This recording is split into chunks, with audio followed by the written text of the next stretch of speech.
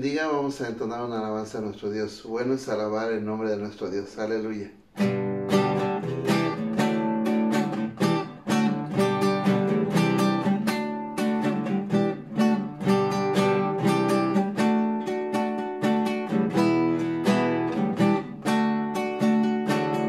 Bueno es alabar, oh Señor, tu nombre, darte gloria, honra y honor. Por siempre bueno es alabarte, Jesús, y gozarme en tu poder. Bueno es alabar, oh Señor, tu nombre, darte gloria, honra y honor. Por siempre bueno es alabarte, Jesús, y gozarme en tu poder. Porque grande eres tú, grandes son tus obras, porque grande eres tú, grande es tu amor, grande es tu gloria, porque grande eres tú, grandes son tus obras, porque grande eres tú, grande es tu amor, grande es tu gloria. Bueno es alabar, oh Señor, tu nombre, darte gloria, honra y honor. Por siempre bueno es alabarte, Jesús, y gozarme en tu poder. Bueno es alabar, oh Señor, tu nombre, darte gloria, honra y honor. Por siempre bueno es alabarte, Jesús, y gozarme en tu poder. Porque grande eres tú, grandes son tus obras, porque grande eres tú, grande es tu amor, grande es tu gloria, porque grande eres tú, grandes son tus obras, porque grande eres tú, grande es tu amor, grande es tu gloria, porque grande eres tú, grandes son tus obras, porque grande eres tú, grande es tu amor, grande es tu gloria. Bueno es alabarte, Señor. Aleluya. Dios les bendiga, hermanos. Hermanos, damos al Señor la alabanza porque nos concede el privilegio de compartir su palabra. Hoy nos corresponde el Salmo 50, los 23 versículos. Vamos a leer la palabra del Señor. El Dios de dioses, Jehová, ha hablado y convocado a la tierra desde el nacimiento del sol hasta donde se pone.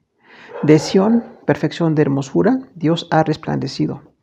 Vendrá nuestro Dios y no callará. Fuego consumirá delante de él y tempestad poderosa le rodeará. Convocará a los cielos de arriba y a la tierra para juzgar a su pueblo. Juntadme mis santos, los que hicieron conmigo pacto con sacrificio. Y los cielos declararán su justicia, porque Dios es el juez. Oye, pueblo mío, y hablaré. Escucha, Israel, y testificaré contra ti. Yo soy Dios, el Dios tuyo. No te reprenderé por tus sacrificios, ni por tus holocaustos que están continuamente delante de mí. No tomaré de tu casa becerros, ni machos cabríos de tus apriscos. Porque mía es toda bestia del bosque y los millares de animales de los collados. Conozco todas las aves de los montes y todo lo que se mueve en los campos me pertenece. Si yo tuviese hambre, no te lo diría a ti, porque mío es el mundo y su plenitud. ¿He de comer yo carne de toros o beber sangre de machos cabríos?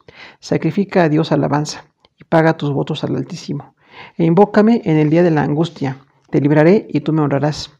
Pero al malo dijo Dios: ¿qué tienes tú que hablar de mis leyes y que tomar mi pacto en tu boca? Pues tú aborrecías la corrección y echas a tu espalda mis palabras. Si veías al ladrón, tú corrías con él, y con los adúlteros era tu parte. Tu boca metías en mal y tu lengua componía engaño. Tomabas asiento y hablabas contra tu hermano, contra el hijo de tu madre ponías infamia. Estas cosas hiciste y yo he callado. Pensabas que de cierto seré yo como tú, pero te reprenderé y las pondré delante de tus ojos. Entended ahora esto, los que os olvidáis de Dios. No sea que os despedace y no haya quien os libre. El que sacrifica alabanza me honrará, y al que ordenare su camino le mostraré la salvación de Dios. Bueno, pues gracias al Señor por su palabra. Hoy estamos trabajando el Salmo 50 bajo el título El juicio de Dios. Y realmente tenemos que hablar de esta parte del carácter de Dios porque ciertamente es integral. El carácter de Dios es integral. Hay amor, hay juicio, hay justicia, hay perdón, pero todo es un equilibrio perfecto en el Señor. Sin embargo, verle como juez no es muy común. No es un anhelo en el corazón de las personas, en lo común, ver a Dios como juez. Sin embargo, en este salmo se dice que Dios conoce a todos los creyentes, sabe todas las obras de los santos. También dice que es el dueño del mundo. O sea, el que está juzgando no tiene ninguna necesidad de ningún bien. Él es el dueño del mundo y observa el pecado de la humanidad. También conoce a los pecadores. Y vamos a recordar que este salmo es de Asaf, otro de los autores que hay aquí en Salmos. Y diríamos de Asaf que es un levita, un cantor nombrado por David. En 1 de Crónicas 6:39 nos dice esto. Dice que fue nombrado para estar delante del arca del pacto. Era un levita especial porque era músico y era un hombre muy consagrado. También dice en 1 de Crónicas 16:4 que fue puesto delante del arca para recordar, confesar y loar. O sea, era un hombre de oración. Era un hombre de oración. Recordar habla del testimonio, agradecer a Dios lo que ha hecho. También confesar para hablar del pecado que nosotros tenemos y entonces pedían perdón por su pecado. Y loar, recordamos que una loa es una alabanza. Entonces también era para alabar al Señor. Recordar, confesar y loar. Era el propósito de estos levitas. Pero también dice en 1 de Crónicas 16:5 que sonaban los címbalos. Recordamos que los címbalos son instrumentos de percusión, son platos de metal, literalmente, hay una diversidad de ellos, pero él era un músico y se especializaba en el trabajo con los címbalos. En 1 de Crónicas 16:7 dice que David comenzó a clamar por mano de Asaf y sus hermanos. Entonces, al mencionar que David clamó a Dios por mano de Asaf, habla de la gran confianza que tenía con el rey David. Era un levita, pero era un hombre muy consagrado, un hombre que era un buen músico y además era un hombre pues, que tenía un excelente testimonio, aún delante del rey David. Entonces Asaf es un buen siervo de Dios. En 1 de Crónicas 16:37 dice que estaban dejados delante del arca para ministrar cada cosa en su día. O sea, dentro de lo que todos los levitas estaban haciendo, cuando David enfatizó nuevamente la atención de las cosas santas, él estaba parte de los que estaban vigilando que todo sucediera a tiempo, que todo sucediera en el orden y en el día especificado para los levitas. Entonces era un levita principal y bueno, un cantante, un poeta y también en este caso un músico. Vamos entonces a analizar tres características de Dios como juez que están aquí vertidas en el Salmo 50. El Salmo 50 del 1 al 6, la primera característica es la autoridad. Dios es autoridad. Y es el versículo 1. El Dios de dioses, Jehová, ha hablado y convocado a la tierra, desde el nacimiento del sol hasta donde se pone. O sea, realmente Dios es el Señor, es el Eterno, es el principio de todo. Y Él está convocando a la tierra para que haya un juicio. Y dice, y desde el nacimiento del sol hasta donde se pone. Entonces, la convocatoria de Dios es para todo el mundo. Es una convocatoria plena porque Él es pleno, porque Él es absoluto, Él es el Señor, Él es omnipresente, omnisciente. Entonces, cuando Él convoca a la tierra, es un alcance total, es un alcance absoluto en toda la tierra. Dice el versículo 2, de Sión, perfección de hermosura, Dios ha resplandecido. Recordamos que Sión es Jerusalén. Sión, la fortaleza de Sión en el tiempo de David, era exactamente un puesto militar que David derribó. Con la fuerza que tenía como militar, derribó la fortaleza de Sión para poder dar victoria a los judíos. Y desde esa victoria a Jerusalén también se le llama Sión. Siempre será sinónimo de Jerusalén. Entonces dice que en esta Sión, perfección de hermosura, este compositor, este poeta, dice que Sión o Jerusalén es perfección de hermosura. Recordemos que para los judíos la ciudad principal, la ciudad capital, era hermosa. Decían, nuestra ciudad es hermosa porque ahí está el reflejo de la obra de Dios. Ahí está el reflejo de la presencia de Dios y del proyecto de Dios para nosotros. Dice, ahí desde Sión Dios ha resplandecido. Entonces, como judío, en la cosmovisión de un judío, la forma de ver el universo de un judío decía, Dios resplandece desde Jerusalén. Dios resplandece convocando a justicia, Dios resplandece llamando a cuentas, Dios resplandece como soberano, pero ahí está la gloria de Dios en Jerusalén. Ese resplandor siempre también se llama la gloria, que es un concepto muy común en Salmos. 53 dice, vendrá nuestro Dios y no callará, fuego consumirá delante de él, y tempestad poderosa le rodeará. Entonces, esta autoridad de Dios viene como un juicio a manera de fuego. Dice, vendrá nuestro Dios y no callará.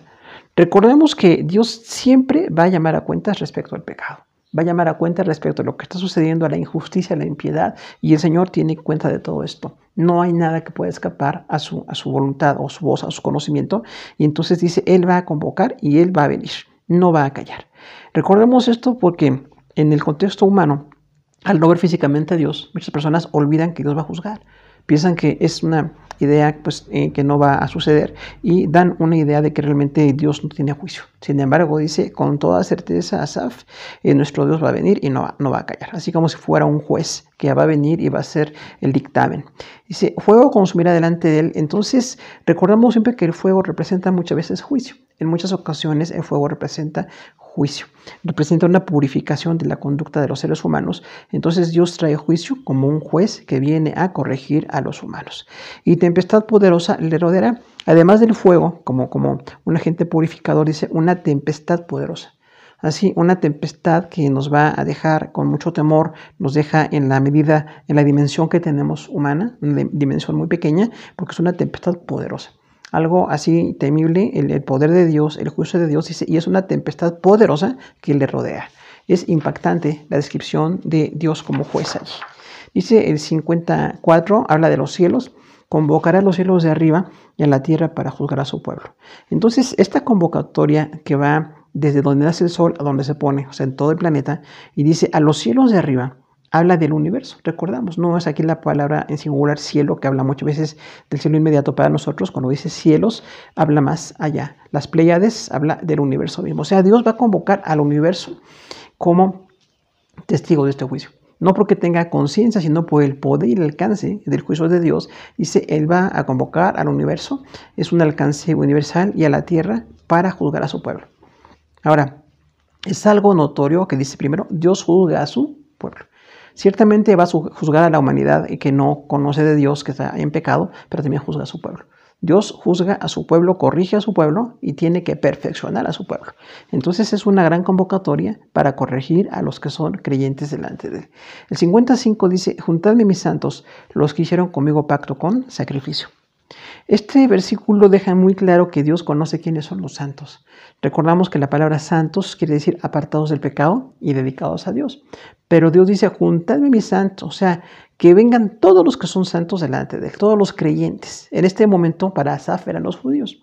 Y dice, el pueblo judío, todos los que son creyentes de verdad, que sean juntados, que vengan. Y dice, y los que hicieron conmigo pacto con sacrificio. Recordamos que un creyente no nada más es de dicho, es de hecho. No es alguien de intención, es alguien de acción. Y en este caso, los creyentes tenían que haber hecho un pacto con Dios. Muy posiblemente a través de las ceremonias levíticas, habían hecho muchos sacrificios delante de Dios y estaban en pacto con el Señor. Dice, entonces son mis santos porque están apartados del pecado y están dedicados y interesados en hacer ese pacto con el Señor. Un pacto con sacrificio es un compromiso, ese pacto. Creyentes tienen que ser gente comprometida. 56 dice, y los cielos declararán su justicia porque Dios es el juez. Ahora, esto nos lleva a una conclusión del juicio de Dios sobre su pueblo. El juicio es con una perfecta justicia que viene siempre de parte del Señor. Los cielos declararán la justicia de Dios mismo. Es un juez perfectamente justo, Él es infalible, Él es todopoderoso, Él conoce perfectamente lo que va a juzgar, porque no hay ningún juez que tenga esas cualidades, ¿no? O esas cualificaciones, sino que realmente Dios tiene la calidad, la eternidad, la omnisciencia, la omnipresencia. Él va a juzgar y declarar su justicia. Dice, porque Dios es el juez. O sea, la razón de esta justicia perfecta, de que habrá una convocatoria a los santos, una convocatoria al universo y a la tierra en pleno, para un juicio de parte de Dios, dice, Dios es el juez. Realmente Dios es juez. En este punto vemos en el Salmo por eso a Dios como juez. Y cuando dice la palabra Selah, recordamos, es meditad en hebreo y quiere decir, pues siempre se indica subir el volumen de los instrumentos y bajar el volumen de las voces. Esa era la indicación musical. Hablando de Dios como autoridad sobre nuestra vida, tenemos que recordar que estamos ante la divinidad. El que nos convoca es Dios. No es una idea imaginada nuestra, no es un Dios imaginario, no es un ídolo, es Dios mismo. Entonces Dios nos está llamando para hacer un juicio. Va a juzgar nuestra vida, va a juzgar nuestra conducta, va a llamarnos para que estemos a cuentas con Él. Hay una convocatoria de Él. Es algo notable de ver que la convocatoria dice es para todo el planeta y luego para desde los cielos. O sea, es una convocatoria de gran alcance. Es una idea de lo que Dios es como absoluto. Realmente Él está convocando y tiene la capacidad para hacerlo. El lugar donde resplandece su gloria ahora es la iglesia. Ya pasamos de Asaf en el año un poquito 1100 antes de Cristo a la iglesia. Cuando la iglesia, ahora no Jerusalén, sino en cualquier lugar del mundo donde está la iglesia del Señor, ahí resplandece la gloria de Dios. Porque somos el pueblo de Dios. El pueblo de Dios del nuevo pacto. Entonces Dios resplandece donde está su iglesia. Donde predicamos, donde somos perdonados, donde ministramos, donde evangelizamos, donde somos formulados en las cosas de Dios, donde tenemos una edificación, ahí Dios resplandece. La gloria de Dios resplandece en nosotros, porque está haciéndose el plan perfecto. Ahora ya no nada más en el contexto de Asaf y las ceremonias levíticas, ahora es en Jesús. Tenemos un alcance mucho mayor. El alcance en Jesús es infinitamente superior. El impacto de Dios como juez es grande, igualmente hablará, vendrá y hará una justicia perfecta. Entonces también nosotros como creyentes tenemos que recordar que Dios es nuestro juez. Sí nos amó, nos perdonó, murió por nosotros, su Hijo Jesús, pero también Dios siempre sigue siendo juez. Dios como juez va a llamarnos a cuentas, va a llamarnos a perfeccionarnos, porque si no nos juzga y nos perfecciona, nos desviamos y seguimos en el pecado. Nosotros podemos tener siempre esa tendencia a pecar si Dios no fuera nuestro juez. Tenemos a un gran abogado que es Jesús, tenemos al Consolador que también nos está impulsando en la obra de Dios, pero recordamos que Dios va a juzgarnos. Entonces tenemos que corregir nuestro camino. El alcance es el universo, decíamos ahí, ¿no? El universo y el mundo, en el orden en que viene aquí descrito en el Salmo, porque habla un juicio en el pueblo del Señor. Dios va a juzgar a su pueblo. Gracias al Señor que ya en Cristo fuimos juzgados por nuestro pecado. Pero recordemos que aún habrá un juicio de nuestro ministerio delante del Señor, donde tenemos en el tribunal de Cristo que entregar cuenta de lo que hicimos aquí en la tierra.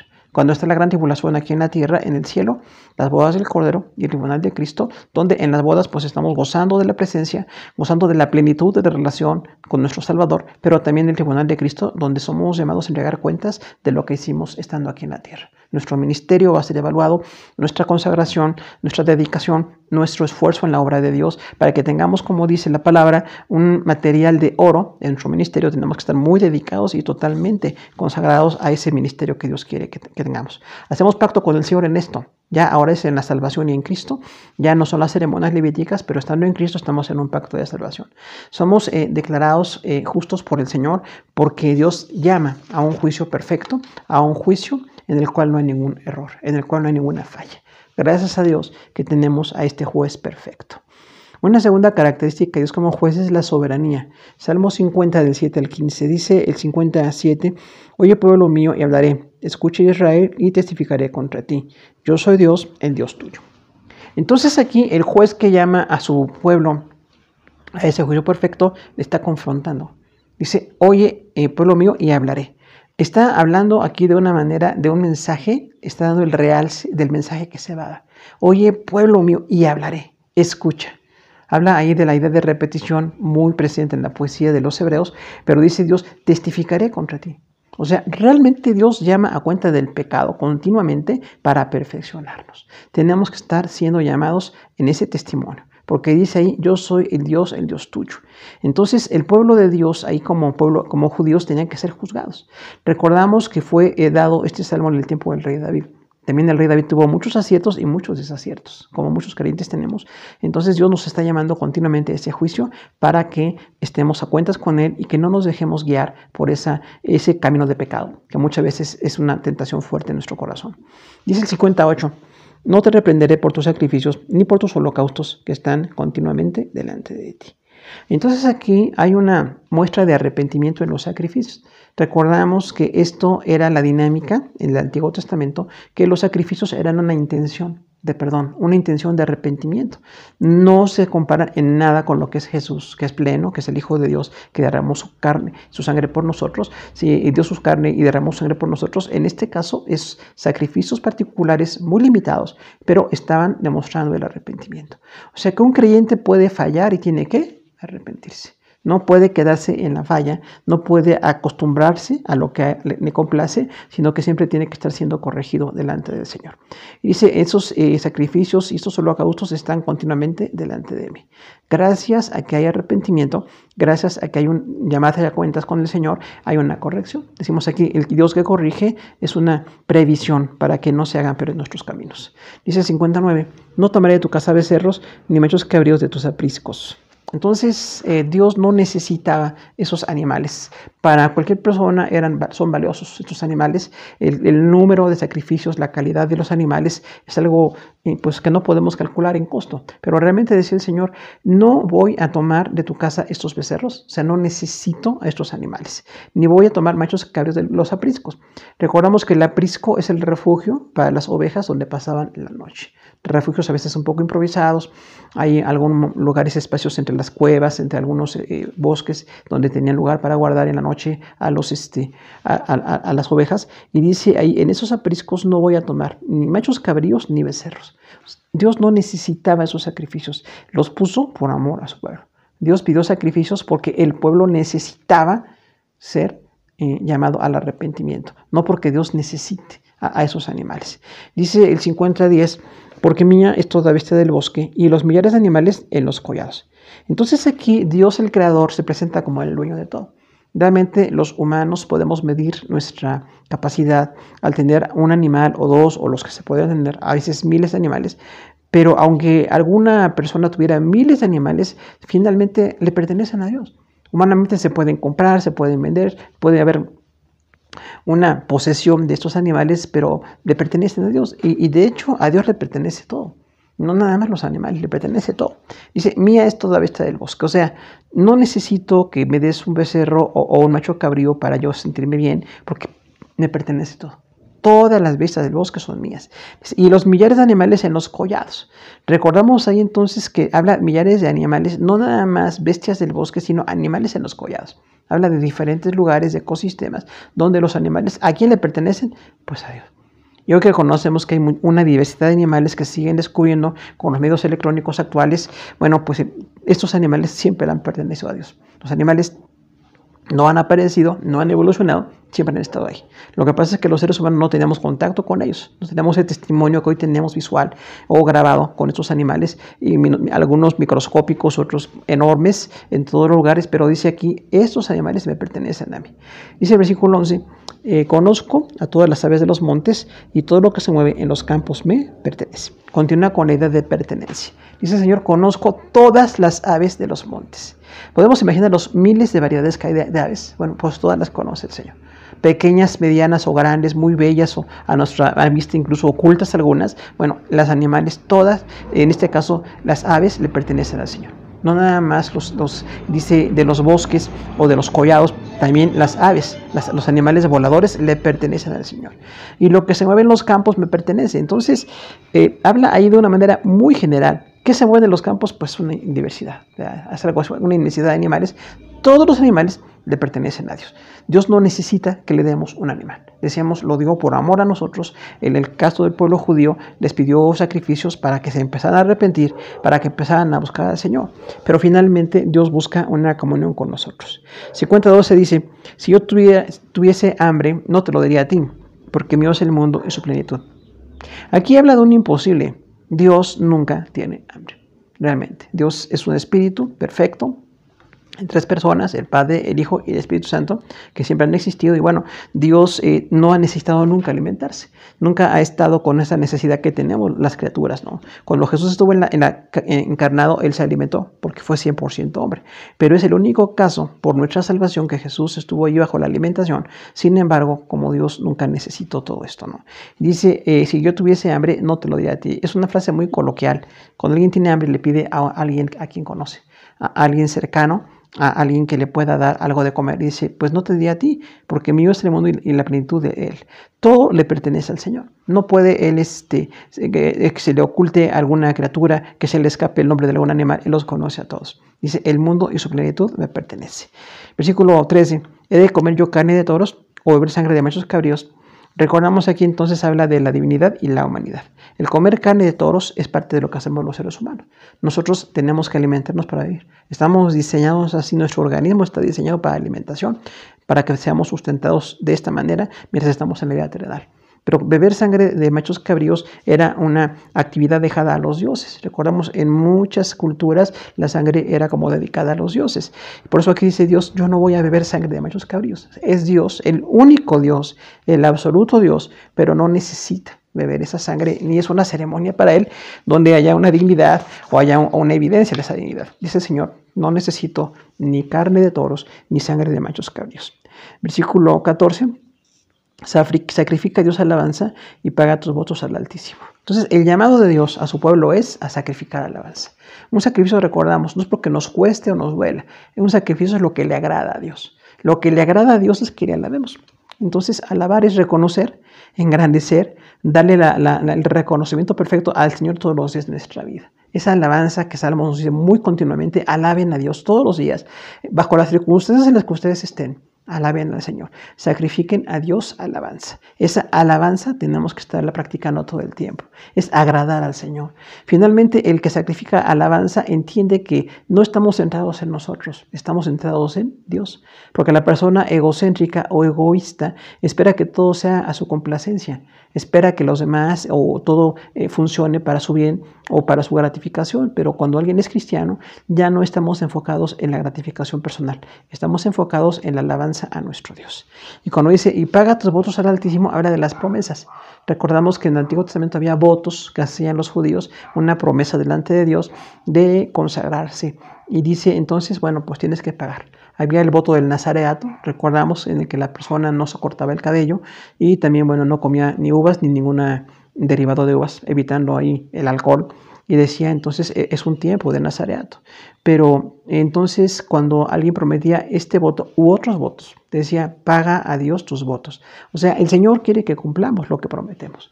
En este caso, los judíos tienen algunos otros votos. También hay en el Nuevo Testamento, con Pablo dice que se rapaban la cabeza. Era un voto de raparse la cabeza por una oración delante de Dios o para señalar una relación muy intensa con el Señor. Entonces, había una diversidad de votos. Pero dice siempre, paga los votos al Altísimo, al dueño, al que tiene el poder, ¿verdad? Porque a él se le prometen las cosas. Dice el 50:15, e invócame en el día de la angustia, te libraré y tú me honrarás. Entonces pasa aquí el juez ahora al Señor que suple, al Señor que sustenta. El día que me invoques en tu angustia, voy a librarte y tú me vas a honrar. Es un ciclo, es una dinámica de la comunión con el Señor. En el día de la angustia siempre tenemos que invocar al Señor. Cuando haya cualquier sufrimiento en nuestra vida, en nuestra parte espiritual, en nuestra alma, en nuestro cuerpo, cualquier enfermedad, cualquier aflicción que tenemos, hay que invocar al Señor. Siempre en los tiempos de angustia hay que invocar al Señor. Y dice que tiene una promesa. Al que invoca, Dios le va a librar y dice, y tú me honrarás. Entonces, es una parte de tres, invocar como el clamor o la oración. Pero también el librarnos que viene de parte de Dios. Quien rompe la cadena, quien da la libertad, quien bendice es Dios mismo. No somos nosotros, es Dios. Entonces dice el Señor, yo te voy a librar y tú me honrarás. O sea, en gratitud, tú tienes que estar siempre honrando al Señor. Decir, yo honro al Señor porque me libró. Me libró de esta aflicción, me libró de este peligro, me libró de esta enfermedad, me libró de este problema en que yo me sentía totalmente atrapado. Entonces, clamar la liberación del Señor y la honra como gratitud que tienen que dar los creyentes. Y esto se traslada al Nuevo Testamento exactamente como veremos enseguida, ¿no? Nosotros vivimos bajo la soberanía de Dios. El soberano en nuestra vida es Dios. Ya nosotros como humanos no sentimos esa soberanía falsa del egoísmo. Ahora decimos Dios es soberano. No es mi gusto o lo que yo quiero. Estoy aquí para alabar al Señor. Y es un llamado a su iglesia para que siempre estemos en comunión con el Señor, que podamos testificar y convocar. Así como ahí decía en el contexto de Asaf, hay una convocatoria, hay un testimonio como judíos. Ahora en la iglesia también tenemos una convocatoria de servicio, de consagración, de entrega, una convocatoria para adorar al Señor. Y es entonces ese llamado a ser parte de la gente que está alabando al Señor. En el contexto de la fe, estamos ahora con el Señor Jesucristo. Ya no son sacrificios que eran miles, decíamos ahí, ahora nada más es el único sacrificio de Jesús, no hay ningún otro. Y nosotros estamos alabando al Señor por el sacrificio en el cual nos representó, con lo cual pagó por nuestros pecados y también nos concede la bendición de la sanidad divina. Entonces, en ese sacrificio del Señor que se hizo delante de Dios hay una perfección.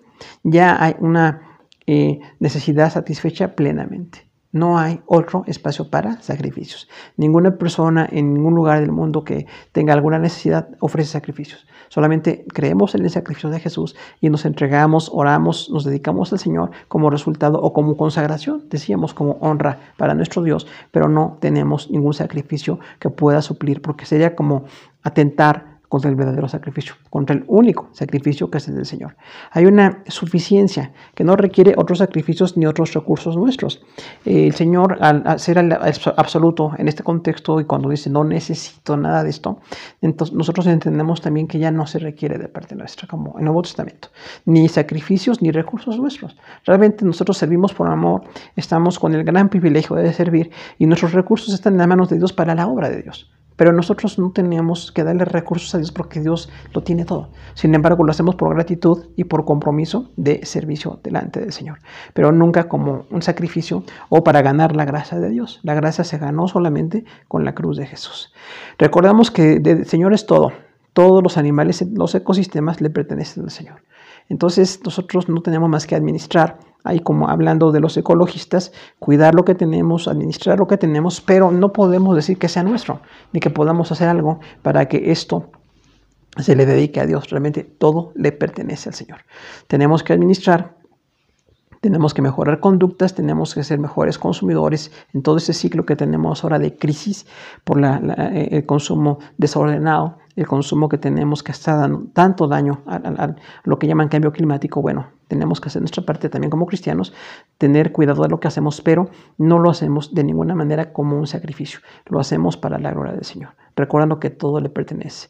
Conoce a todas las aves que están en movimiento, todos los animales le pertenecen, entonces todo lo que vemos aquí en la tierra, no hay nada que se pueda hacer ahora un sacrificio. El tiempo de sacrificio fue en el antiguo pacto, donde de manera didáctica, bueno, pues se mostró cómo acercarse al Señor, o la necesidad de acercarse al Señor. Dios no necesita ni alimentación, ni ninguna muestra de su divinidad. Realmente todo le pertenece y Él es Dios. Nosotros solamente alabamos, honramos el nombre del Señor y tenemos el privilegio de hacerlo. Su naturaleza es que no requiere ni alimento sólido ni requiere bebidas de ningún tipo.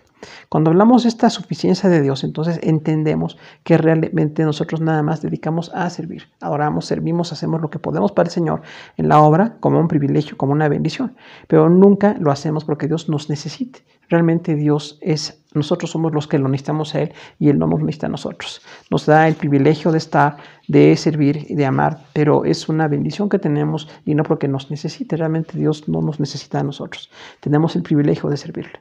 Recordemos que Él requiere exaltación y que cumplamos las promesas. Lo que es la alabanza y los votos. Ahí en el contexto de Asaf, nosotros siempre exaltamos a Dios. Por eso cantamos, oramos, intercedemos, clamamos al Señor. Hay ahora que estamos conectados por medios electrónicos, bueno, pues tenemos que exaltar al Señor.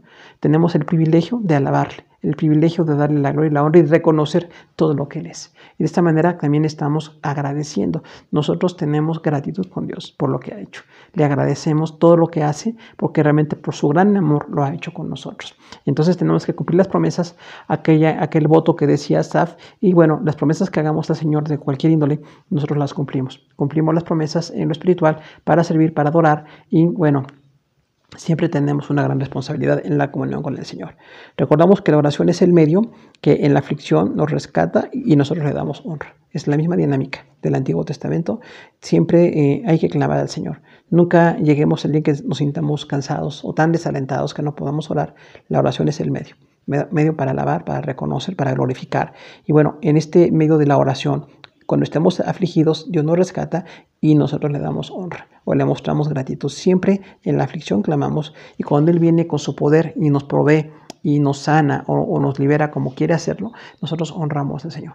Por eso vienen luego los testimonios en la iglesia. Cuando decimos yo le doy gracias a Dios porque me libró, proveyó, bendijo de esta manera. Entonces es un gran gozo ver la obra de Dios en su iglesia y esta obra no descansa. Esta obra no está confinada, esta obra no está limitada, la obra sigue adelante por la gran misericordia del Señor.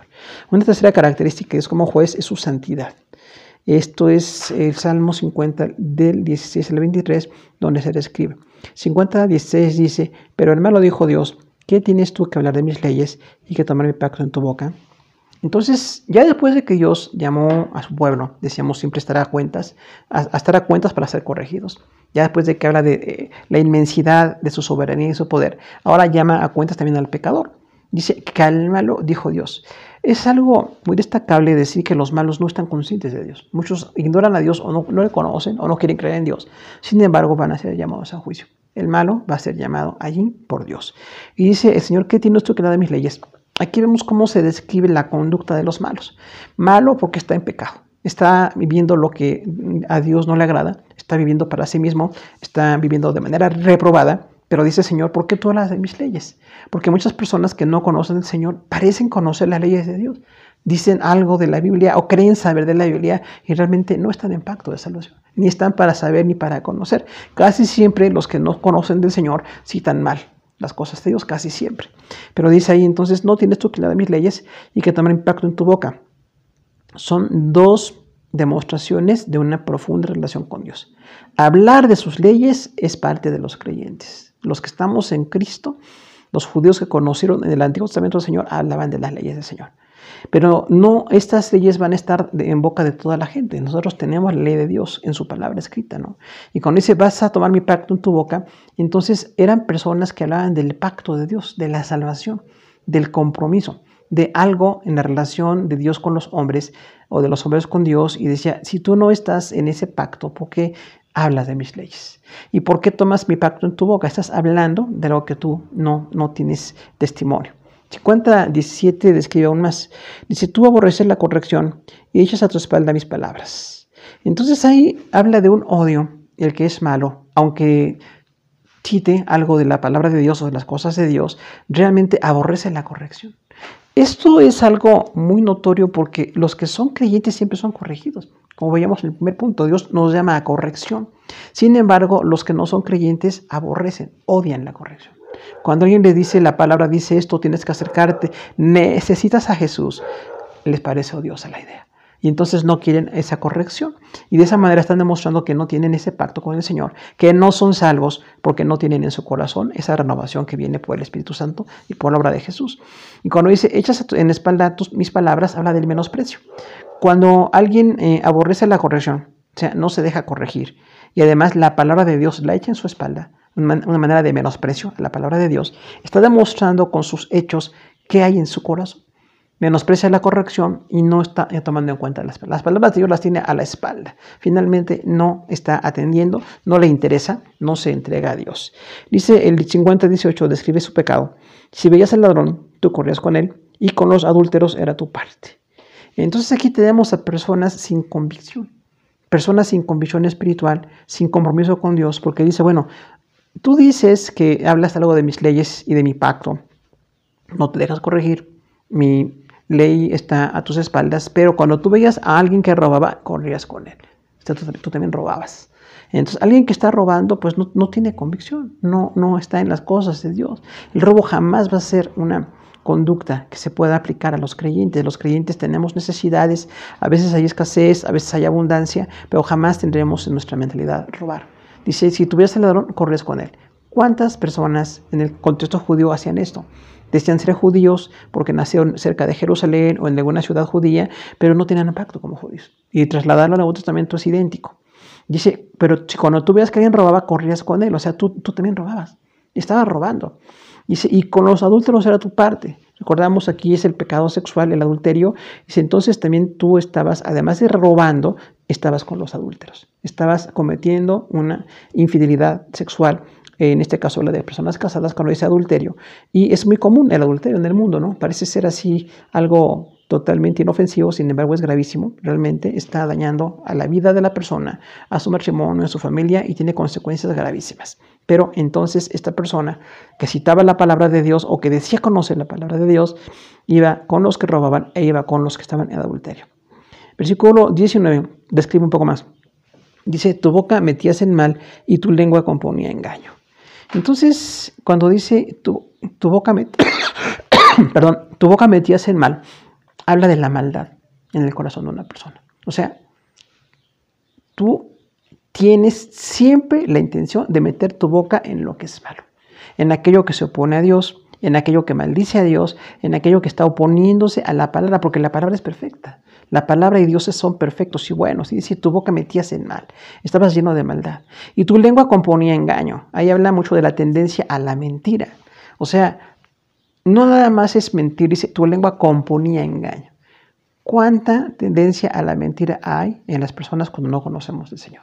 Parece muy fácil mentir y realmente como que se arman esas mentiras, ¿no? Por eso dice, estás componiendo un engaño. Tu lengua componía engaño, andabas con adúlteros, estabas robando, pero decías conocer algo de las cosas de Dios. Entonces tú no eres alguien que esté en las cosas de Dios, no eres un creyente. Dice el versículo 20, tomabas asiento y hablabas contra tu hermano, contra el hijo de tu madre, ponías infamia. Bueno, aquí habla entonces de difamar. Habla de decir algo falso de otra persona, generalmente ofensivo, algo reprobable, de alguien que no ha hecho nada malo. Cuando dice tomabas asiento, hay que ver el contexto cultural, porque en las ciudades judías muchas veces se hacía de manera formal una acusación. A la entrada de las ciudades estaban los ancianos. Recordamos en el caso de Job y otros más que se habla ahí en libros de la Biblia, donde dice que a la entrada de la ciudad estaban los jueces, y los jueces estaban viendo lo que se estaba diciendo. Si había que ver algo cierto o algo falso, qué tipo de daño hacían unos a otros. Recordamos que en la ley mosaica había una serie de prohibiciones, de abusar de los demás, de mentir, de robar, bueno, de cometer muchos delitos en contra de los demás, pero así se hacía, tomaban asiento a la entrada de la ciudad y platicaban, y trataban de exponer aquella verdad, en este caso, de exponer mentiras, ¿no? Porque dice, tomabas asiento y hablabas contra tu hermano. Estaba como enemigo de su hermano. Entonces, ¿cómo va a ser hijo de Dios si odia a los otros hijos de Dios? Ahí está la inconversión en el corazón. Estás componiendo contra tu hermano esa maldad, esa malignidad. Contra el hijo de tu madre ponías infamia. Entonces, acusar de maldad y vileza, esa es la infamia, al hijo de tu mamá, o sea, hasta la misma familia. Hay muchas personas que están diciendo tantas mentiras, tratando de descalificar, siempre a lo mejor con una ventaja para tratar de dañar la imagen de otros, pero esa difamación no viene de un creyente, siempre viene de inconversos. Dice el versículo 21, estas cosas hiciste y yo he callado. Pensabas que de cierto seré yo como tú, pero te reprenderé y las pondré delante de tus ojos. Entonces, aquí vemos cómo este pecador, que dice que conocía algo de la ley de Dios, pero echaba a sus espaldas las palabras de Dios, que andaba con los que robaban, que andaba con los que cometían adulterio, que pone infamia contra los demás creyentes, aun contra su propia familia, dice, estas cosas hiciste y yo he callado. Entonces, recordamos aquí una característica de Dios como juez, a veces guarda silencio. Cuando espera que nos arrepintamos nos da tiempo. Pero dice aquí, guardó silencio, y este pecador que representa a muchos, o quizás a todos los que hemos estado en pecado, dice, y tú pensabas que no iba a pasar nada, porque yo me quedé callado. Pensabas que de cierto yo sería como tú. Y entonces el inconverso, que es injusto, que es adúltero, que es mentiroso, que es abusivo, piensa que Dios es igual.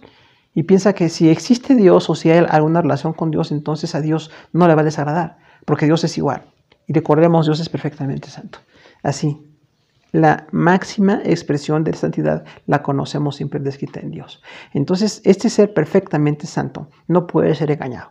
Ni podemos hacer esas conductas como si fueran buenas. Y entonces la consecuencia dice, te reprenderé y las pondré delante de tus ojos. Dios corrige aquí también con la reprensión. Dice, yo te reprenderé. Entonces el Señor va a reprender, y estamos hablando de inconversos. O sea, la gran cantidad de gente que no conoce de Dios, aunque no quiera conocer o rechace conocer a Dios, Dios le va a reprender. Dice, y pondré delante de tus ojos tus obras. O sea, esto que tú hiciste, que mentiste, que hiciste una difamación contra tu hermano, que estabas en el robo, en el adulterio, que deseas conocer a Dios y no conocías la ley y no estabas en la ley de Dios, entonces delante de tus ojos voy a poner esto. Es una corrección perfecta delante del Señor. Y recordemos que en el juicio final también el Señor tiene el registro de lo que pasa en la vida de cada persona. A Dios no le podemos engañar. No podemos decir que hicimos un pecado y que nosotros no lo cometimos, que fue alguien más, ¿no? Que alguien se equivocó. Finalmente, Dios nos conoce perfectamente y pondrá delante de los ojos de cada uno su pecado. Dice el 22, entended ahora esto, los que os olvidáis de Dios, no sea que os despedace y no haya quien os libre. Entonces Dios llama a un juicio absoluto, pero también a un castigo absoluto a los que no se arrepientan. Dice, entiendan los que se olvidan de Dios. ¿Quiénes se olvidan de Dios? Pues los que no le quieren tomar en cuenta. O quizás le conocieron y se apartaron de Dios, o nunca le han querido conocer y se olvidan de Dios. O sea, están poniendo en el olvido a lo que es la gran realidad de Dios. La más grande realidad es Dios. Más que el universo es Dios, porque Dios creó el universo. Entonces, poner en el olvido a Dios es un gran error, porque finalmente Él nos va a llamar a cuentas. Y llama a la salvación a todos. Sí, llama al arrepentimiento, llama al perdón, pero si la gente no quiere arrepentirse, dice ahí, los que os olvidáis de Dios en tiempo presente, o sea, viven olvidándose de Dios. Se olvidaron ayer, se olvidan hoy y se olvidarán mañana, porque tienen una conducta de reprobación. No quieren buscar al Señor.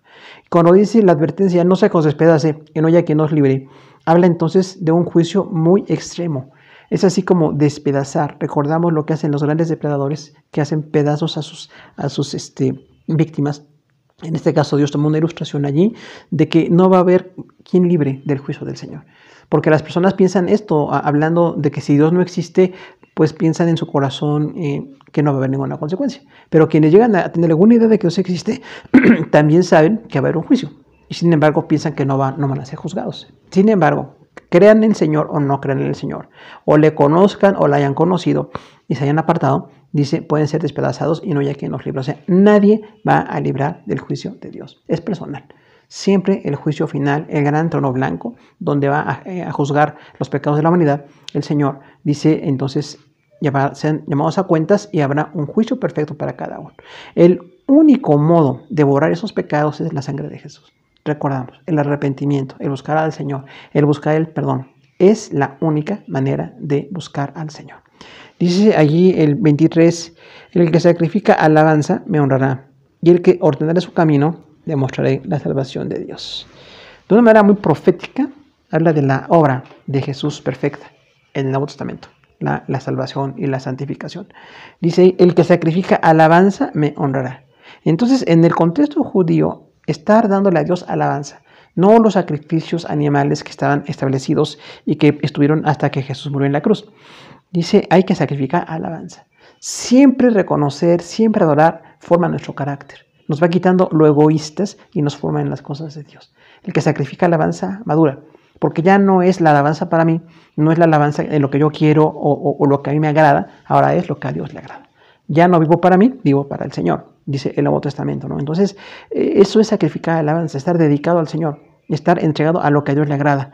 Y al que ordenar su camino, ahí habla de la conversión, el arrepentimiento. Ordenar su camino es arrepentirse. Contrario a cómo se describe a los pecadores que siguen en su camino, siguen en su robo, siguen en su adulterio, siguen en su mentira.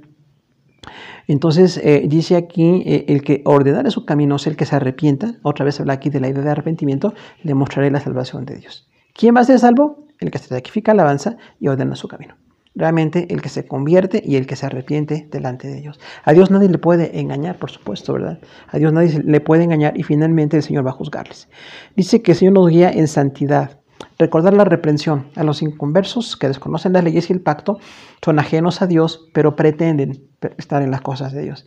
Realmente nosotros como creyentes siempre vamos a encontrar esta conducta en las que no conocen al Señor. Hacen como que conocen, o sienten que conocen, o piensan que conocen. Y nuestro trabajo es predicar, orar por ellos, interceder, estar siempre dispuestos a hablarles del Señor. Pero no porque ellos piensan que conocen de Dios, realmente le conocen. Sus hechos hablan por sí mismos, ¿verdad? El pecado nuestro es una evidencia tan grande que no se puede negar. La conducta es que estas personas odian la rectitud y menosprecian la palabra del Señor. Entonces el pecador siempre va a estar yendo con una tendencia a la destrucción, al pecado. Odia la rectitud. Lo que es santo, lo que es bueno, lo que corrige, eso es odioso. Y finalmente Ahí está la inconversión en el corazón.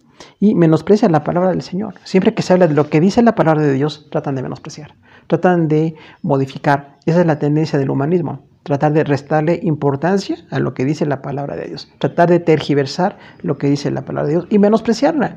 Porque aunque incluso hayan leído o hayan conocido o hayan escuchado a alguien que predicó o enseñó la palabra del Señor, están menospreciándola. Participan en el robo y en el adulterio. Este versículo es determinante porque habla de lo que nosotros somos.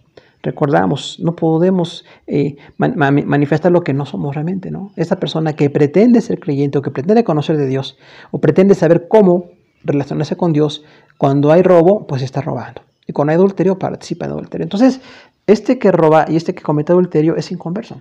No puede engañar a nadie, no va a engañar a Dios. Finalmente, ¿no? Y muchas personas en el mundo, pues el robo o el adulterio son muy, muy comunes. Y finalmente los creyentes somos llamados a lo opuesto. Jamás robar y jamás cometer adulterio. Una vida de santidad sexual es lo que Dios pone aquí como norma para los creyentes. Pero también en cuanto al hablar, dice que el que se involucra en lo malo y miente, o sea, finalmente tiene una malicia con lo que habla, nos habla de una palabra destructiva, una forma de hablar destructiva, la intención destructiva para estar en contra de las cosas de Dios. Ese es involucrarse en lo malo. ¿Y a cuánta gente le encanta involucrarse en lo malo? Hay una malignidad en la boca. Tratan de decir cosas muy ofensivas, cosas mentirosas, cosas falsas, desacreditan a los demás. Y bueno, están entonces en cualquier tipo de mentira.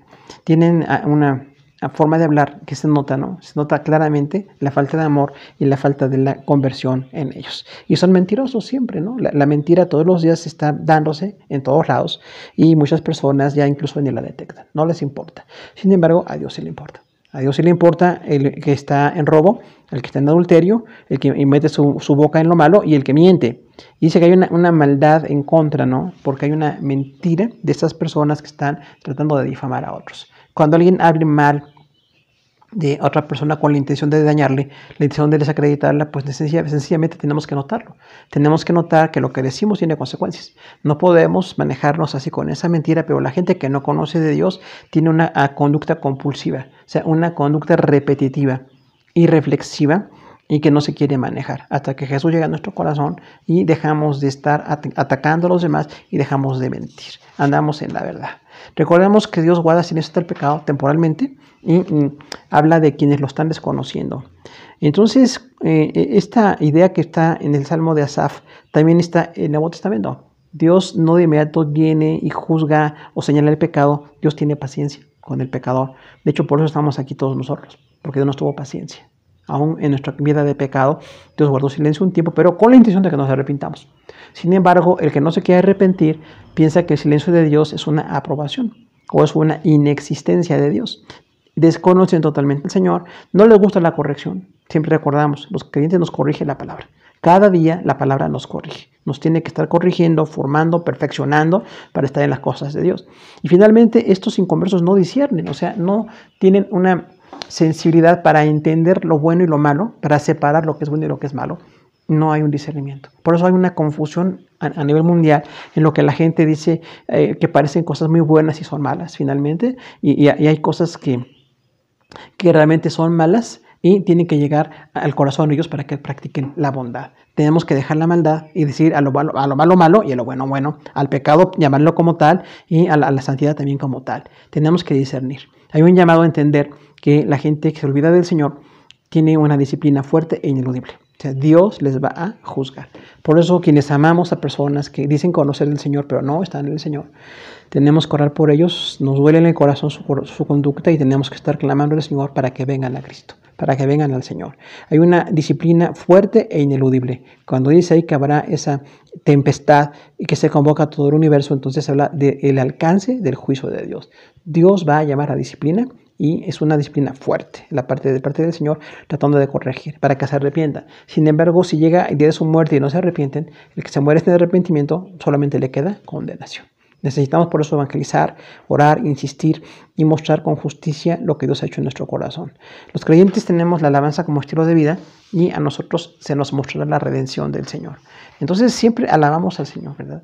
No estamos buscando motivos para no alabar, sino motivos para alabar al Señor siempre. Aún en lo que es muy difícil, muy inmanejable para nosotros, a lo que nos parece algo que no tendríamos forma de alabar a Dios con ello, aún el dolor, la muerte, el riesgo tan grande que nos rodea, siempre alabamos a Dios. Decimos, yo alabo al Señor, no me gusta lo que está pasando, no siento la comodidad o la seguridad, pero yo alabo a Dios, porque Dios pone todas las cosas en su tiempo y nos llama al arrepentimiento.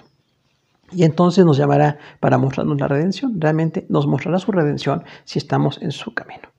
Hemos visto 3 características de Dios como juez. El Salmo 50, Salmo de Asaf. Dios llama a la santidad, decíamos, Él es el creador. Y va a reprender al que está mal delante del Señor y va a llamar a su pueblo a juicio para que seamos corregidos. Dios es el juez absoluto, juez de santos y de pecadores. Y las características de Dios como juez, decíamos, son autoridad, soberanía y santidad. Autoridad porque el Señor es la máxima autoridad que tenemos, es el máximo nivel de poder, de dominio, de control. La soberanía porque Él es el Rey. Él es el Rey de Reyes y es el Rey del universo. Y la santidad porque es el ser perfectamente santo. No hay nada de mal propósito en Él, nada que sea pecaminoso o sea impropio. Dios es perfectamente santo. Nosotros vamos a alabar al Señor así en esa santidad, estar reconociendo que no necesita ni lo que somos ni lo que tenemos, sino que por el privilegio de servirle, Antiguo Testamento se mostró lo que eran los sacrificios que acercaban al arrepentimiento, y en el Nuevo Testamento se habla del perfecto sacrificio de Jesús, que nosotros invitamos a la gente que no conoce a Jesús, que se acerque y pida perdón. Y los que estamos en Cristo, pues sigamos adelante. Dios nos perfecciona, Dios tiene un plan, Dios nos ama y tiene un proyecto para cada uno. Vamos a orar al Señor. Padre Celestial, te damos gracias por el Salmo 50, Salmo de Asaf que hemos visto. Esas 3 características tuyas como Dios. Tú eres la autoridad, Señor, finalmente para nosotros. Reconocemos que tienes el más elevado rango en el universo. No hay nadie que se compare contigo. No hay nada que pueda opacar esa grandeza tuya. Y como autoridad perfecta te pedimos que nos juzgues cada día, Señor. Que nos podamos arrepentir, aun como cristianos fallamos. Aún como creyentes en Cristo seguimos constantemente en batalla contra la lucha de pecado que tenemos, que Pablo describe en Romanos. Queremos seguir batallando, Señor, con la victoria en tu mano y dándote a decir la gloria con todo. También reconocemos que tú eres el soberano, Señor, tú eres el Rey.